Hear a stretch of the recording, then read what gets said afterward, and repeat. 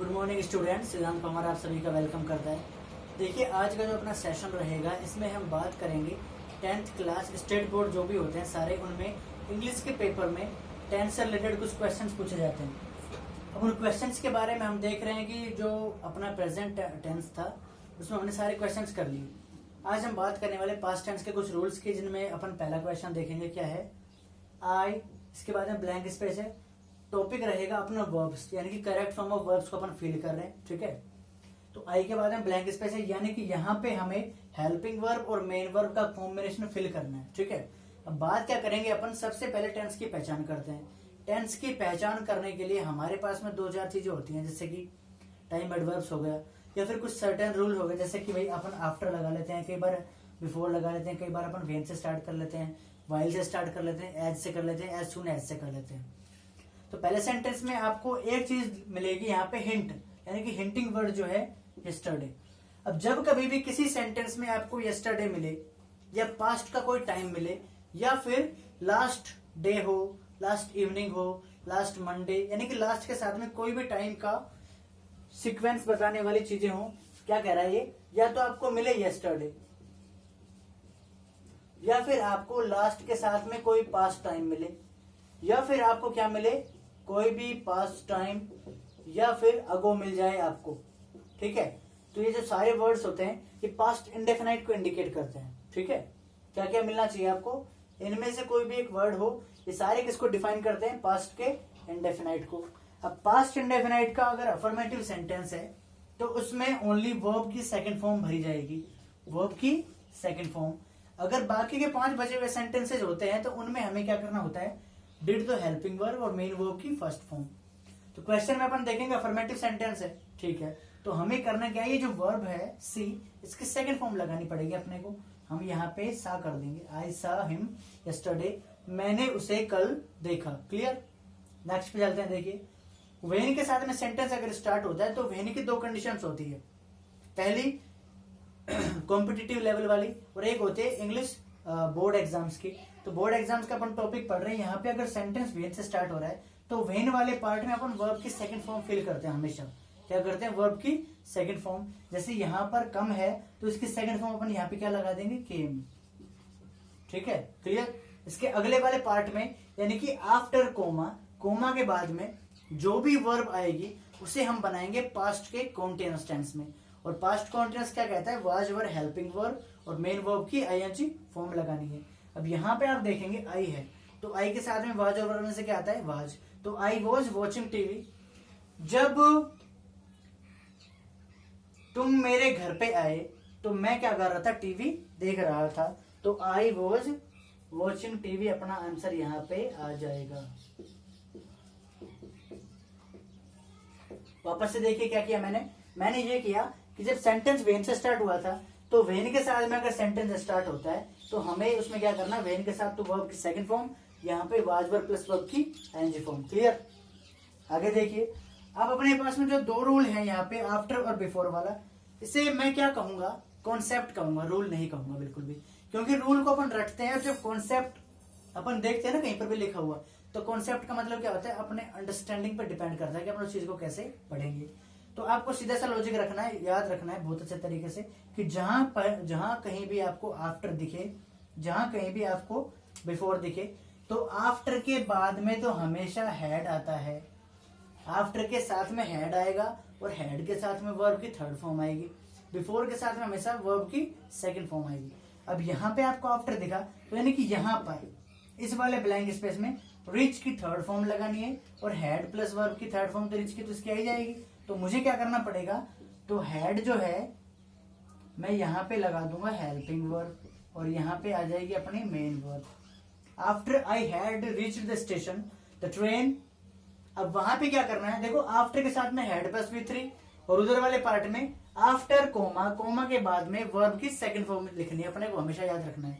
तो ट्रेन के बाद में ये जो अराइव है, अराइव मतलब होता है पहुंचना। अब एक बात बताओ, अराइव और डिपार्ट 2 ऐसी वर्ब होती हैं जिनको अपन किसी ट्रेन वगैरह के लिए, बस वगैरह के आने जाने के, यानी कि आगमन और प्रस्थान दोनों चीजों के लिए यूज कर सकते हैं। तो ट्रेन के बाद में अपने को क्या लिखना है, यहाँ पे अराइव्ड, क्योंकि ये क्या है अपनी वी सेकंड, राइट। आगे देखिए, अभी मैंने बेसिक सा लॉजिक बताया था आपको कि आफ्टर के साथ में हेड प्लस V3, तो बिफोर के साथ में ओनली V2 यानी कि वर्ब की सेकंड फॉर्म, तो यहाँ पे बिफोर वाले पार्ट में V2 यहाँ पे आ जाएगी, और आफ्टर कोमा के बाद में क्या आएगा, हेड प्लस V3। तो सीधा सा अपना लॉजिक याद रखेंगे अपन, बिफोर के बाद में तो V2 यानी कि वर्ब की second form. Before the magistrate came, magistrate के आने से पहले, कहां पर आने से पहले, जेल में, the executor had hanged the culprit on गैलोज, तो यहाँ पे हैड आ जाएगा और ये क्या हो जाएगा अपना हैंग्ड। अब यहाँ पे सेंटेंस में आपको बहुत सारे वोकैबुलरी के कुछ अच्छे वर्ड्स मैं बताने वाला हूं, देखो ध्यान से देखना। मजिस्ट्रेट, इसको हम क्या बोल देते हैं, डीएम, और डीएम का मतलब डिस्ट्रिक्ट मजिस्ट्रेट, जिला कलेक्टर। एक तो हो गया ये, ठीक है, इसको याद रखना है अपने को, DISTRICT डिस्ट्रिक्ट, MEGISTRATE, ये हो गया, ठीक है। नेक्स्ट वन देखिए, जेल। अब जेल जो है इसे हम और किस तरीके से याद रख सकते हैं कि जेल जो ऐसा वर्ड है इसको हम क्या बोल सकते हैं, प्रिजन, यानी कि जेल होता है। सेल, सेल मतलब भी क्या होता है, जेल होता है, और एक होता है अपना क्या, लॉकअप, लॉकअप मतलब भी क्या होता है, जेल। क्लियर। इसके बाद में देखिए एग्जीक्यूटर, अब ये वर्ड जो है थोड़ा अच्छे लेवल का वर्ड है। तो एग्जीक्यूटर का मतलब क्या होता है, एक व्यक्ति ऐसा जो किसी भी मुजरिम को फांसी के फंदे पर या तख्ते पर लटकाता है, यानी कि लटकाने वाला। तो इसे हम ये भी बोल सकते हैं क्या, हैंगमैन। क्लियर। आगे चले, ठीक है।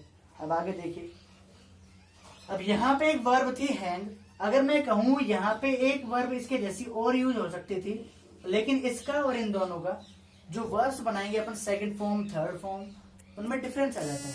कैसे, ये वाली जो वर्ब है इसका मतलब होता है फांसी देना, ठीक है, और ये वाला जो मैंने वर्ब लिखा है हैंग, इसका मतलब होता है कपड़ों को लटकाना। तो इसकी, इस वाली वर्ब की,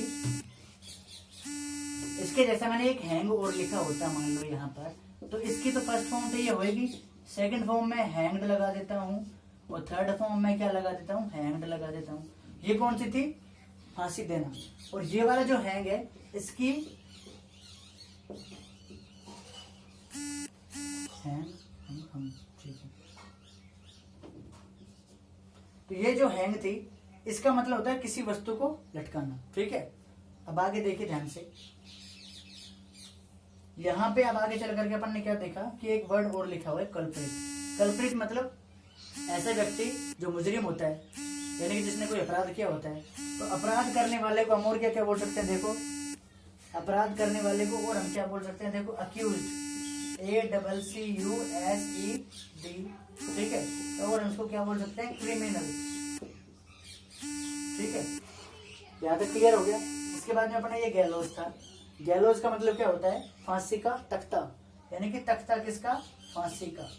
और इसके जैसे एक वर्ड और मैंने लिखा होता है यहाँ पे नूज, तो नूज का मतलब क्या होता है, फांसी का फंदा, ठीक है। अब देखो ध्यान से, इस सेशन से हमने क्या सीखा, सारे एग्जांपल्स को मैं लेकर के चलूंगा वापस से, एक बार फिर से अपन देख लेते हैं। क्या कि जब कभी भी सेंटेंस में आपको ऐसे वर्ड दिखे, यस्टरडे दिखे, लास्ट के साथ में कोई भी टाइम दिखे, या पास्ट टाइम दिखे, या अगो दिखे, तो आपको अफर्मेटिव सेंटेंस में वर्ब की सेकंड फॉर्म फिल करनी है। इसके अलावा जो 5 सेंटेंसेस बच गए, कौन कौन से, negative, interrogative, interrogative negative, WH interrogative और WH इंटेरोगेटिव नेगेटिव। तो आपको क्या करना है, डिड हेल्पिंग वर्ब, वर्ब की फर्स्ट फॉर्म, ठीक है। नेक्स्ट वन, वेन से अगर सेंटेंस स्टार्ट होता है तो वेन के साथ वाले पार्ट में वर्ब की सेकंड फॉर्म, अगले वाले पार्ट में वाज वर्ब प्लस वर्ब की एनवी फॉर्म। अगला वाला पार्ट क्या था, आफ्टर का और बिफोर का। तो आफ्टर के साथ में जो ब्लैंक स्पेस आएगा उसमें हमें क्या करना है, हेड प्लस V3, यानी कि वर्ब की थर्ड फॉर्म किसके साथ में, हेड के साथ में। और नेक्स्ट कोमा के बाद में जो पार्ट आएगा उसमें हम क्या करेंगे, वर्ब की सेकंड फॉर्म। सेम अपना इसमें आता है बिफोर में, लेकिन बिफोर में क्या करते हैं हम, बिफोर के साथ में वर्ब की सेकंड फॉर्म, अगले वाले पार्ट में क्या करते हैं, हेड प्लस वर्ब की थर्ड फॉर्म। क्लियर। आगे चलते हैं, अभी देखिए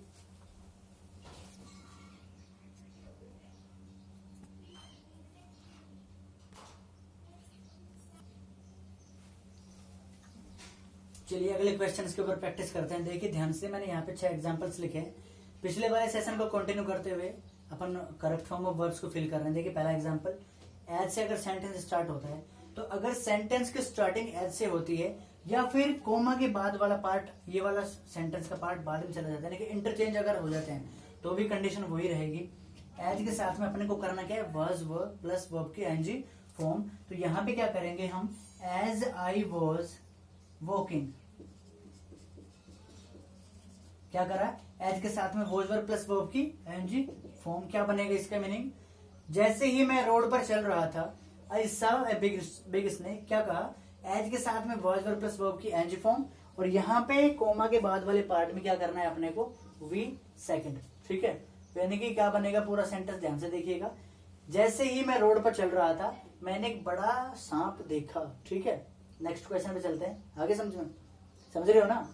दूसरा क्वेश्चन, एज सुन एज। अब एज सुन एज से सेंटेंस अगर स्टार्ट होता है तो दोनों ही पार्ट में, यानी कि जहां पर भी दोनों आपको ब्लैंक स्पेस दिखेंगे, दोनों में ही वर्ब की सेकंड फॉर्म आएगी। ठीक है, क्या आएगी, वर्ब की सेकंड फॉर्म। तो as soon as I fall का क्या बन जाएगा, फेल। जैसे ही मैं गिरा, क्या गिरा, बीमार, यानी कि जैसे ही मैं बीमार पड़ा, मैं किसके पास में गया, डॉक्टर के पास में गया। As soon as I fell ill I went to doctor. Concept क्या था अपना, ध्यान से सुनिएगा, ध्यान से समझिएगा, और हाँ या ना में मेरे को जवाब दीजिएगा। ठीक है भैया, ठीक है। तो एज सुन एज के साथ में अगर सेंटेंस स्टार्ट होता है तो दोनों ही पार्ट में, यानी कि दोनों ब्लैंक स्पेस में क्या आएगा, वर्ब की सेकंड फॉर्म। तो यहां पे क्या कर देंगे अपन, फेल। Next, you. अब देखो सेंटेंस, अगर वाइल से कोई सेंटेंस कनेक्ट होता है, ठीक है, क्या होता है, सेंटेंस कनेक्ट वाइल से, तो सेंटेंस के दोनों ही पार्ट में जहां पर भी खालिस्तान अपने को दिखेगा, दोनों ही पार्ट में सेंटेंस के अपने को क्या करना है, वर्स वर्ब प्लस वर्ब की आईएनजी फॉर्म। तो यहां पे क्या करेंगे अपन, you were taking your exams. तुम अपने पेपर ले रहे थे, एग्जाम्स ले रहे थे, परीक्षा ले रहे थे। अब आप सोचोगे सर जी हम तो पेपर देते हैं, तो पेपर देने के लिए अपन टेक क्यों लगाते हैं, अपने को गिव लगाना चाहिए। लेकिन बेटा ध्यान से सुनने वाली बात यह है कि आप अपने पेपर देते नहीं हो, आप अपना एग्जाम लेते हो, इसीलिए हम क्या कहते हैं, आप अपने पेपर लो। ठीक है, you were taking your exams while, उसी दौरान, आई वॉज प्लेइंग, जब तुम पेपर ले रहे थे उस टाइम में क्या कर रहा था, खेल रहा था। I was playing. ठीक है, नेक्स्ट पे चलते हैं। We organise a blood donation camp tomorrow. अब मैंने आपको पहले ही बताया था कि जिसमें भी टाइम एडवर्ब आपको मिलेगी टुमारो, यानी कि कल, आने वाला कल जो है, उसके बारे में अपन बात कर रहे हैं कि अगर टुमारो आ जाए, नेक्स्ट डे, नेक्स्ट के साथ में कोई भी टाइम मिल करके आ जाए, ये फॉलोइंग डे, तो हमें इसमें क्या करना होता है, शैल विल हेल्पिंग वर्ब और मेन वर्ब की फर्स्ट फॉर्म। शैल आएगा आई और वी के साथ में, और बाकी सारे के साथ में क्या आएगा, विल। तो वी के साथ में अपने को क्या लगाना है, यहाँ पे हेल्पिंग वर्ब शैल, और ये इसकी ऐसे की ऐसे लिख देंगे अपन, we shall organise a blood donation camp tomorrow. कल हम एक ब्लड डोनेशन कैंप को ऑर्गेनाइज करने जा रहे हैं। ठीक है, यहां तक अपना टेंस का हो गया खत्म काम। अब यहाँ पे जो दो सेंटेंसेस हैं मैंने लिखे हुए हैं, इनको ध्यान से आप देखो पहले और आंसर लगाने की कोशिश करो कि ये हेड बैटर का मतलब क्या होता है। हेड बैटर अच्छा रखता नहीं, हेड बैटर मतलब होता है अच्छा होता, यानी कि अच्छा होगा। क्या, हेड बैटर एक मॉडल वर्ब है। जब मॉडल वर्ब होती है और उसे अपनी करेक्ट फॉर्म ऑफ वर्ब में अगर यूज कर लेते हैं तो हमें क्या करना होता है, मॉडल्स के साथ में हमेशा वर्ब की फर्स्ट फॉर्म लिखनी है। क्या लिखनी है, हमेशा वर्ब की फर्स्ट फॉर्म। तो यू हैड बेटर, अच्छा होगा तुम्हारे लिए, क्या, अगर तुम अपने लेसन्स को क्या कर लो, लर्न कर लो, उनको याद कर लो। तो जैसा कि मैंने बताया वर्ब की फर्स्ट फॉर्म लिखनी है, तो लर्न जो है इसकी फर्स्ट फॉर्म मैंने यहाँ पे लिख दी है। ऐसे कैसे, क्लियर है?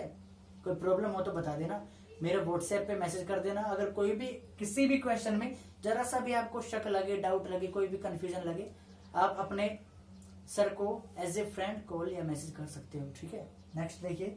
अब मैंने क्या कहा कि कभी कभी करेक्ट फॉर्म ऑफ वर्ब में दो टेंस के कॉम्बिनेशंस मिलकर के आ जाते हैं, जैसे प्रेजेंट इंडेफिनाइट, प्रेजेंट कॉन्टिन्यूअस। वो तो कौन सा था, टेम्पररी एक्शन, रूटीन एक्शन। इसमें हम किसके बारे में बात कर रहे हैं, इसमें बात कर रहे हैं प्रेजेंट इंडेफिनाइट और फ्यूचर इंडेफिनाइट। ठीक है, तो if you do not come, अगर आप नहीं आते हो, आई शैल पनिश यू, मैं तुम्हें सजा दूंगा। अब एक बात बताओ, if you do not come मैंने यहां पे लिख दिया, चलो ठीक है। इफ यू डोंट कम कर दिया मैंने यहां पे, ठीक है। I shall punish you, I shall punish you. अब मेरे को एक बात बताओ, क्या ऐसा होगा कि दोनों जगह पे आपको खाली दे? नहीं, ये तो मैंने आपके ऐसे प्रैक्टिस के लिए इसको दोनों तरफ से खाली स्थान दे रखा है, दोनों तरफ से खाली ब्लैंक स्पेस दे रखा है। आपको क्या करना होगा वहां पे, आपके एग्जाम्स के पेपर में ये होगा, अगर इधर वाला पार्ट दे रखा है, सॉरी, अगर इधर वाला पार्ट दे रखा है तो आपसे इधर वाला फिल करवाएगा। ठीक है, समझ में आ रही है ना बात? अगर इधर वाला दे रखा है तो आपसे इधर वाला फिल करवाएगा, यानी कि दोनों पार्ट को कभी भी खाली नहीं देगा, हमेशा एक पार्ट को खाली देगा। और उसी से आपको गैस करना है, अंदाजा लगाना है, क्योंकि 10वीं क्लास कुछ ज्यादा बड़ी लेवल के क्वेश्चन नहीं पूछती है। तो आपको क्या करना है, अगर एक जगह पे क्वेश्चन दे रखा होता है, एक जगह पे fill in the blank space को भरने के लिए बोला है, तो आपको अगले वाले में भरना होता है। ठीक है, क्लियर हो गया? अगर किसी भी क्वेश्चन में डाउट हो तो मेरे को व्हाट्सएप कर देना 9928764284। क्लियर? Thank you.